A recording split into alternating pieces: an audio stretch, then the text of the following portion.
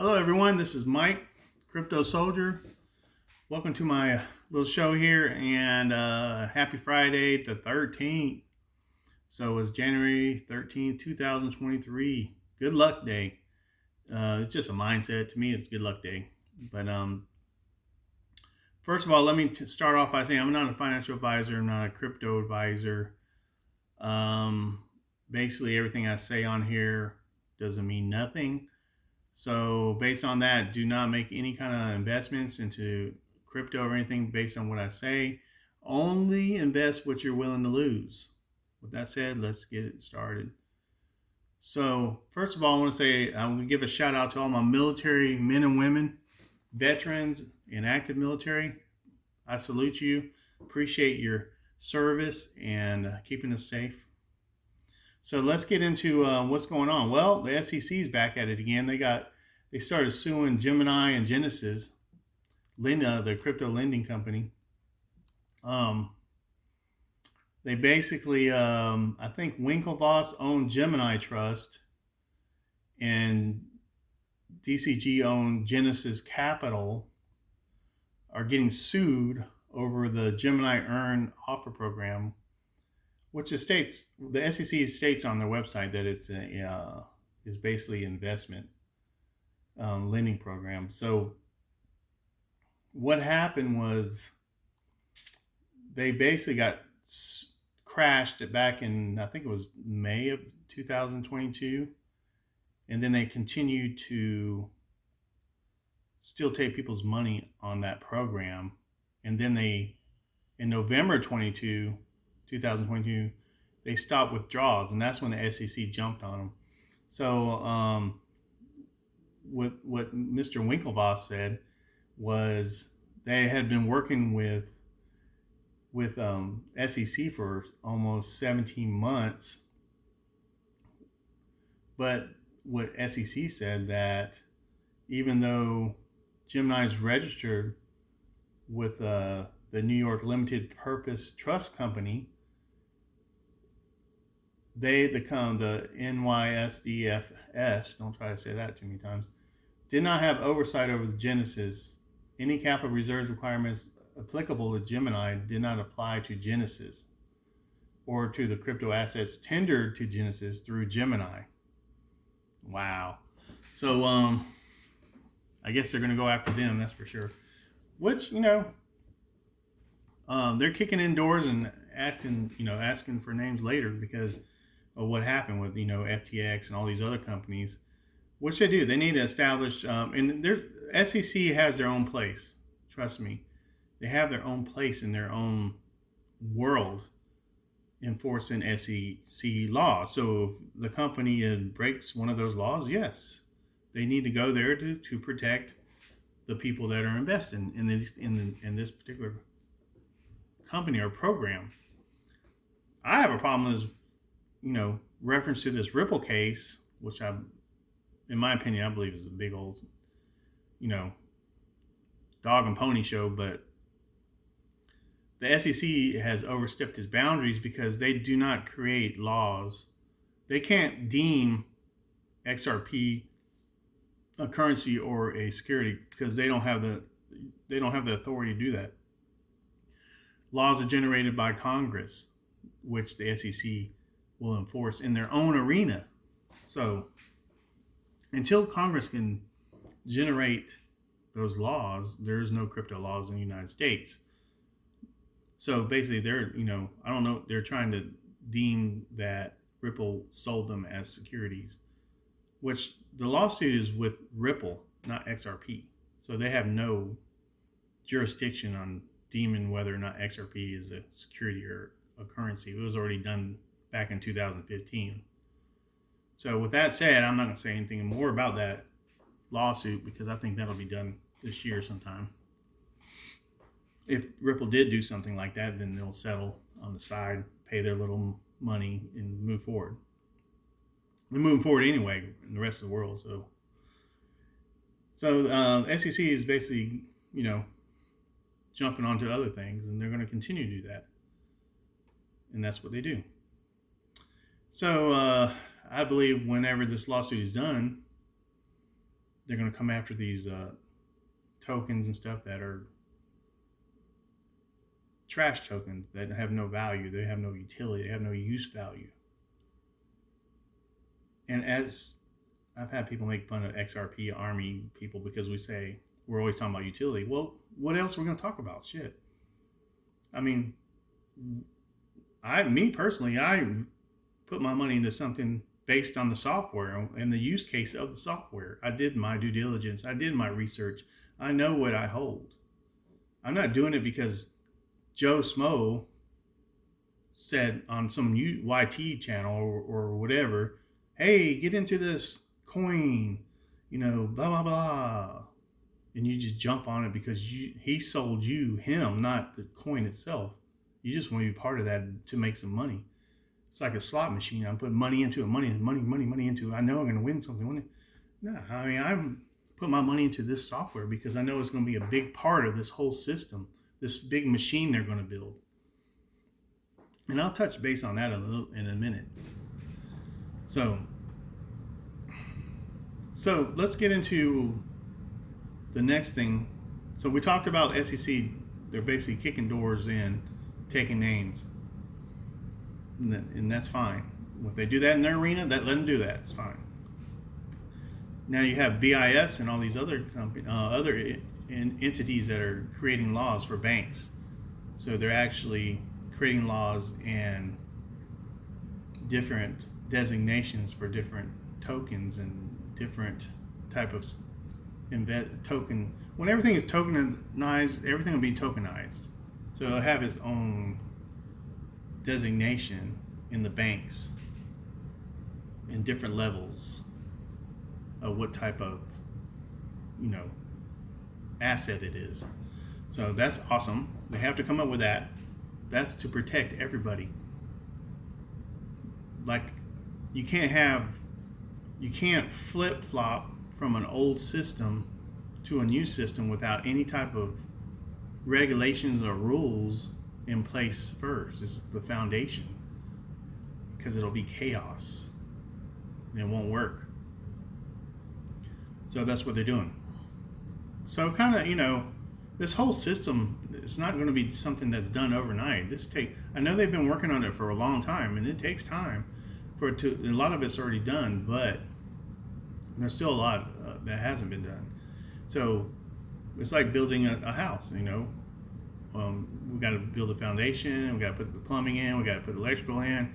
What kind of roof we're going to have? If it's going to be a heavy shingle roof, Spanish style roof, we need more supports. It's the same thing with this. It has to be done in the beginning correctly before they can move it out. All the I's got to be dotted and all the T's got to be crossed before they roll this thing out. All right, so let's move into the next thing we'll talk about is CBDCs, central bank digital coins, coming to, I believe, later. I don't think it's going to be coming anytime like within the next, I would say probably in the next, and this is not me predicting anything, my opinion. I think it's 2023, they're still building a lot of stuff, trying to introduce stuff, put it together. 2024, they start moving more, actually starting to test it out. It's working. 2025 to 2030, that's when it starts getting adopted more, and full adoption by 2030 maybe, or 2028, between 20. That's just my opinion. Don't take that. Some of y'all gonna be pissed, but oh my God, I gotta wait that long? Well, you might have to. Shit. Do I want to wait that long? No, I don't. Shoot. But you gotta look at it from an investor. You gotta look at it from a different view. You can't look at it emotionally, because if I look at it emotionally, man, it freaks me out sometimes, to be honest with you. It's just like, dang, man, I want it now. I want it now. We all want it now. That's what's wrong with this society. We want an instant gratification. So it's going to take some time. But the CBDCs, I believe they'll have stable coins first. And this is just my opinion, because they got to work it in and get people used to using the system in the beginning. I mean, just imagine, we're going from this old fiat system. I mean, they're still going to have SWIFT and stuff. Don't think they're going to get rid of SWIFT. They're not. SWIFT's going to be integrated. It's going to mesh somehow. Everything's going to mess together, but we're going from this old system to a brand new system, totally digital. It's going to take some time for people to be adopted to it. It's like on my last video talking about, when we first went from pay phones to pagers to cell phones to Palm Pilots to tablets to, everything. It's just crazy. Now these phones are like computers. You basically run around with a little computer, these cell phones. And they'll probably go to something next. But it took some time to adopt everybody to it.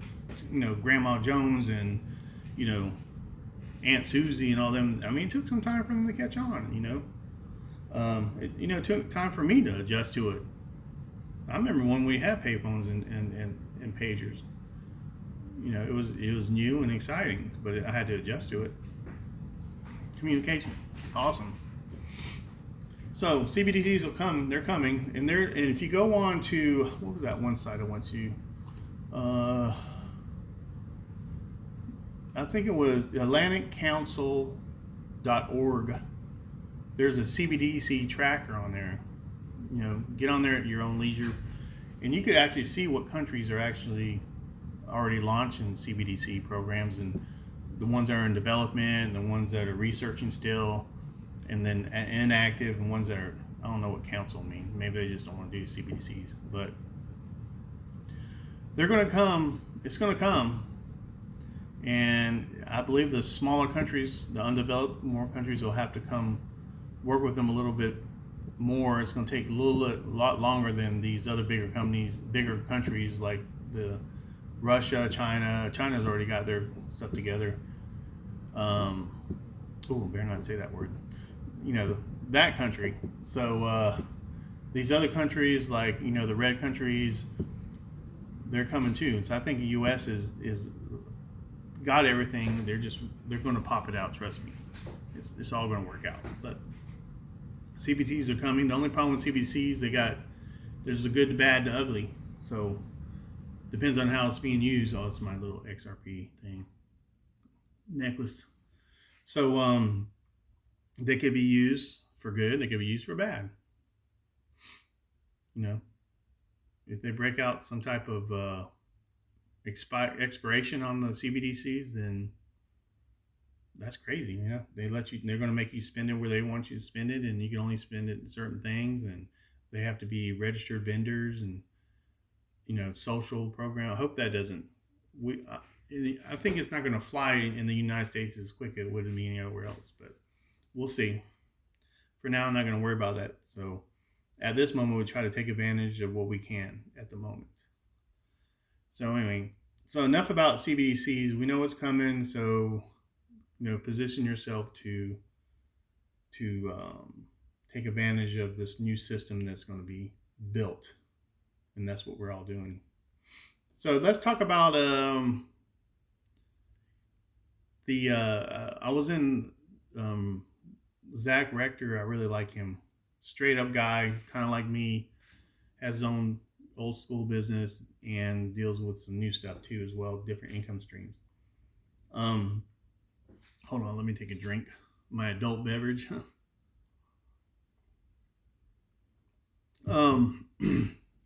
As you can see, I'm one of the major bee removal experts here in Texas. I love doing, removing bees. That's a whole new subject. So, like back to Zach. So he's very professional in the way he does his shows. Very straight up guy. He always keeps his composure most of the time, more than I would. I give him props because the guy's, straight up. I like him. I like a lot of these content creators. I listen to a lot of them. Technical side, can't beat him. He's awesome. And Vale, you gotta love Vale. He's very aggressive, and he has his reasons why. But you gotta give him props because he's spot on.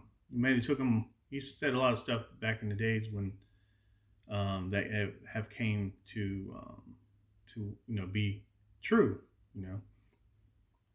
So I'll give him a shout out too as well. And then got Lulu. I've talked to Lulu a couple times on the Discord. I like him.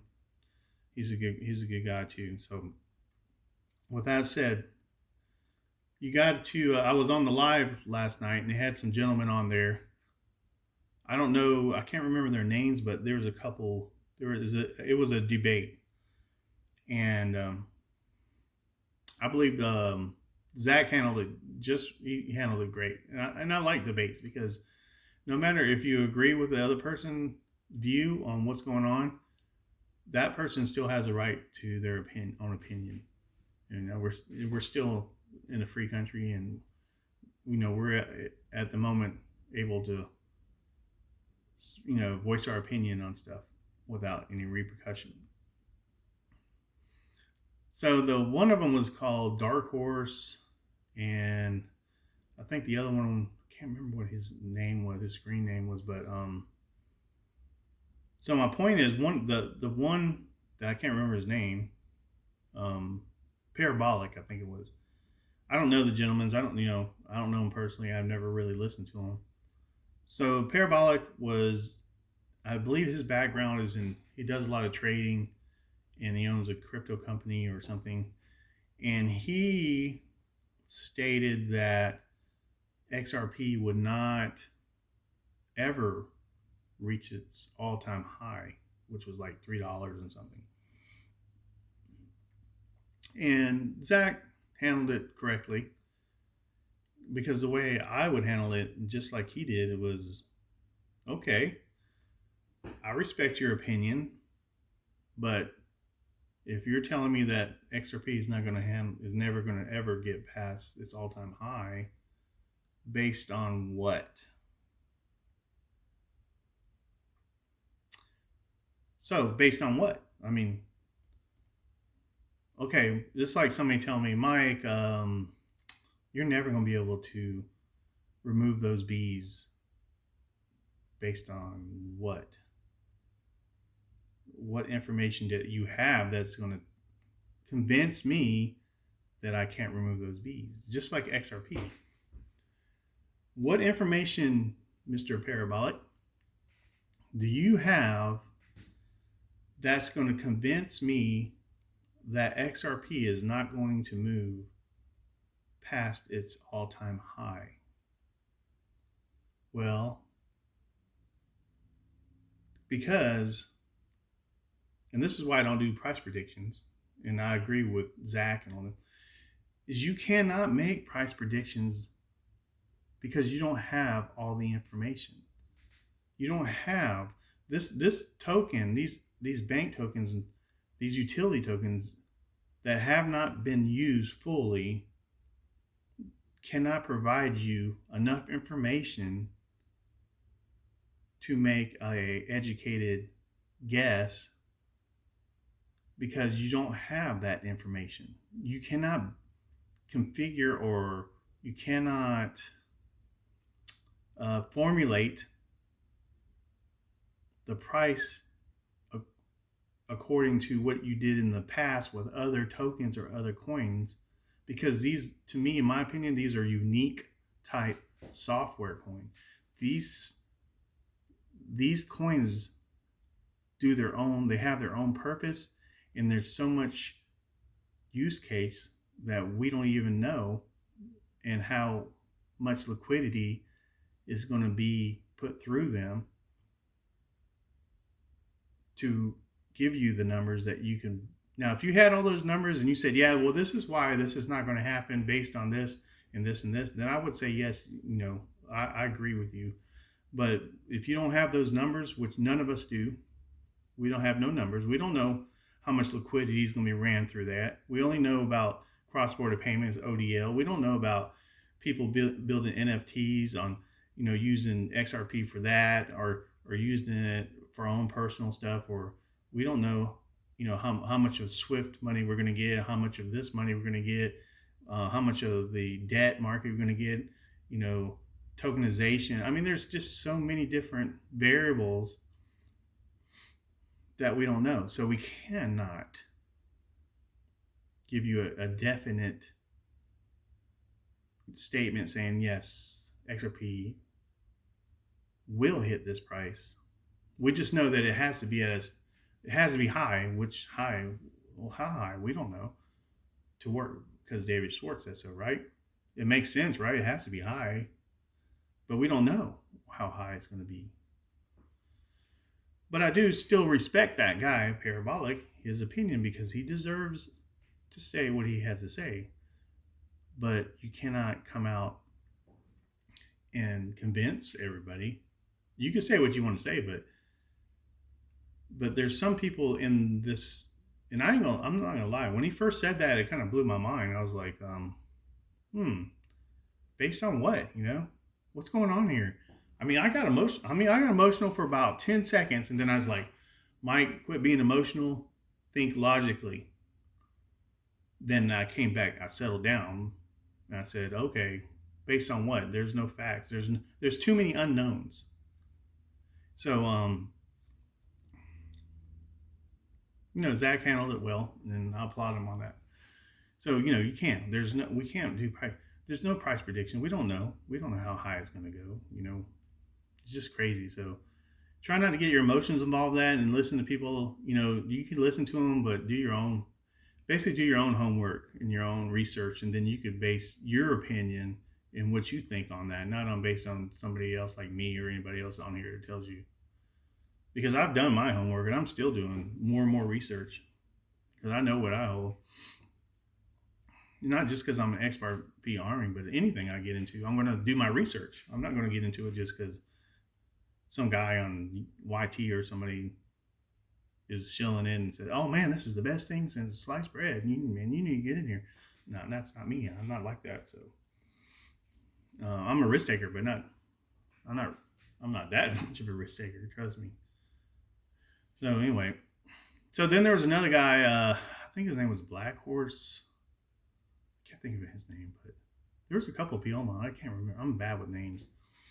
Then there was another gentleman below.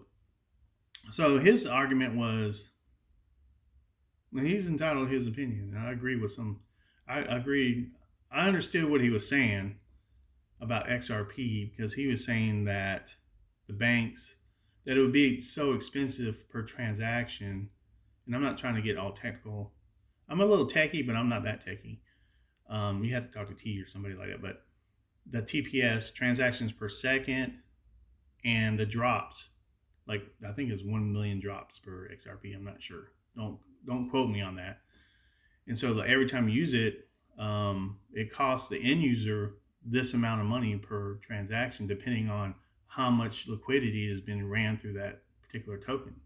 So he started out low, and then his argument was, as we go higher, it costs the end user. It's like his comparison was like if you went to a post office, purchased a stamp for 45 cents, but then the next day you came back and you purchased it and it was $50. So what they're saying is the more money that's run through there, the higher the fee would be on the back end. That it was a lot. It was like hundreds and hundreds of dollars per transaction, and that he said that banks would not do that because it cost them too much money, regardless of how fast it is or whatever. So the other guy below him brought up a really, really good point, saying that the developers have the right to vote. I'm not sure if it was the developers or the I can't think of that term. Have the right to vote and change the drop rate. So instead of having this amount of drops, it would only be this amount of drops, would lower the actual cost of the transaction, and they can adjust it as they go, which makes sense to me. I mean, whether that's right or wrong, I don't know. And then maybe, who knows, if Ripple's not going to facilitate those transactions through them, which would, at the end of the day, take on the burden or whatever. They're still making money regardless, for the banks to do their transactions without spending a lot of money. And then there's the other thing. Well, do the banks really?